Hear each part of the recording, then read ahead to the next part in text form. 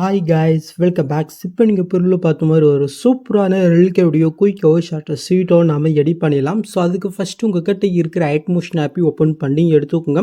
So first நம்ம edit பண்ணுறதுக்கு நம்ம எடிட் பண்ணிட்டே போயிடலாமா. ஸோ அதுக்கு வந்து பண்ணி கீழே ப்ளஸ்ஸும் கொட்டு ஒரு 4:5 ஒரு ப்ராஜெக்ட் நீங்கள் ஓப்பன் பண்ணி எடுத்துக்கோங்க.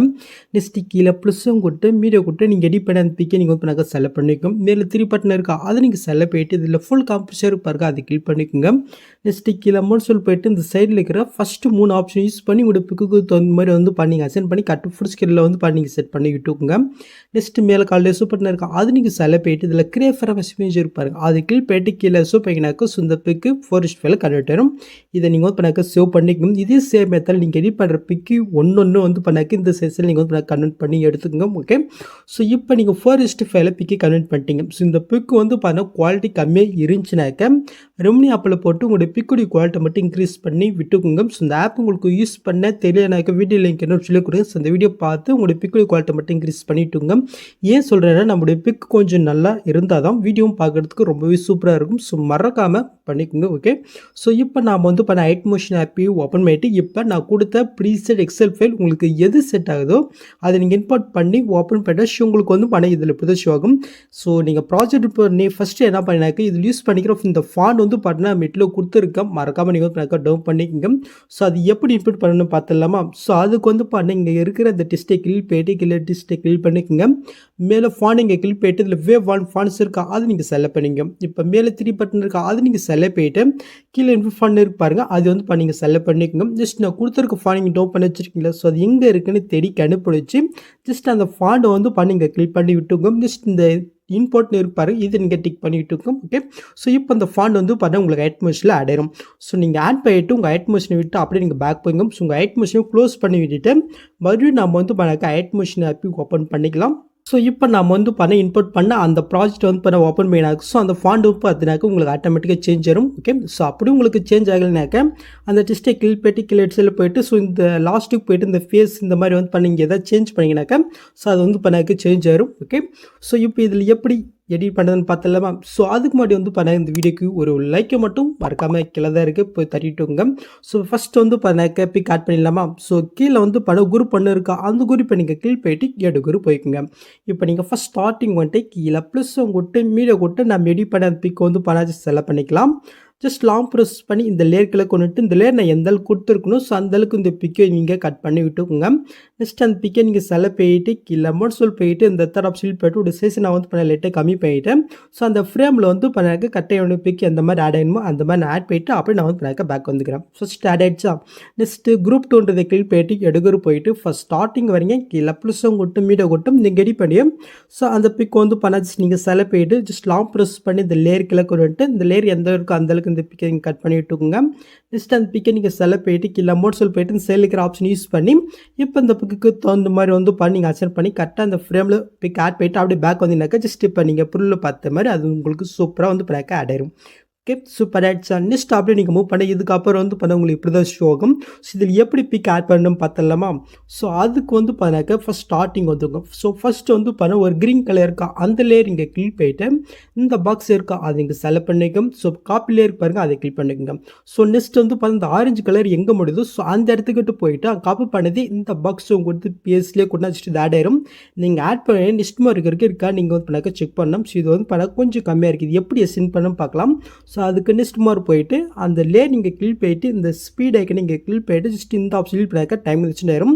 நெக்ஸ்ட் வந்து ஒரு கேப் போயிட்டு நெக்ஸ்ட்டு ஃபஸ்ட் ஸ்டார்டிங் போயிட்டு காப்பி பண்ணது மட்டும் இங்கே பேஸ்ட் பண்ணிவிட்டு முன்ன பண்ண மாதிரி எக்ஸ்ட்ரா கம்மியாக இருந்துச்சுன்னா ஜஸ்ட் இந்த ஸ்பீட் ஐக்கன் நீங்கள் யூஸ் பண்ணிக்கணும். இதே மாதிரி 1:1 வந்து பண்ணாக்க ஜஸ்ட் இந்த கிரீன் கலரே நான் கொடுத்துருக்க புக் மார்க்கு தகுந்த மாதிரி வந்து நீங்கள் பிக் ஆட் பண்ணி விட்டுக்குங்க.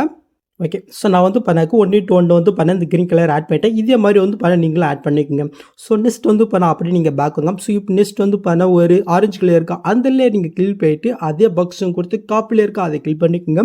ஸோ நெக்ஸ்ட் வந்து பார்த்தீங்கன்னா இந்த கேப் இருக்கா அங்கே ஃபர்ஸ்ட் ஸ்டார்டிங் போயிட்டு அங்கே காப்பி பண்ணது இந்த பாக்ஸும் கொடுத்து பிஎஸ்லேயே கொண்டு வச்சுட்டு இந்த மேல் ஆட் ஆயிரும். இதை அப்படியே இங்கே லாங் ப்ரெஸ் பண்ணி இந்த லேயர்களை கொண்டு வந்து விட்டுக்கோங்க.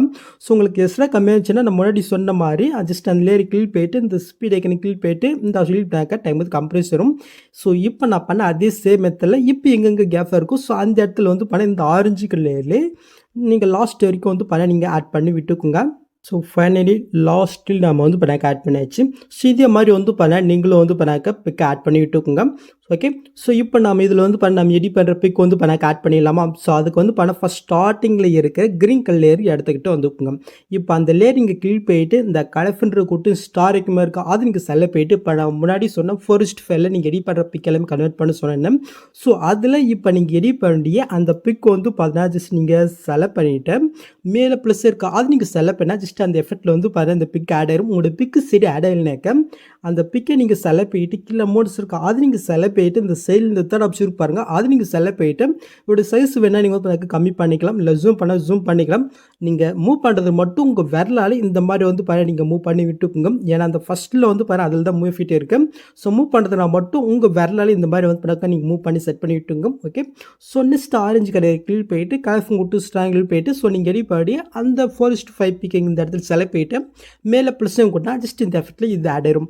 ஸோ இதே சேம் மெத்தடில் அடுத்தடுத்த இந்த க்ரீன் அண்ட் ஆரஞ்சு கலரில் வந்து நீங்கள் எடிட் பண்ணுற பிக்கே ஒன் பண்ணால் நீங்கள் ஆட் பண்ணி விட்டுக்கோங்க.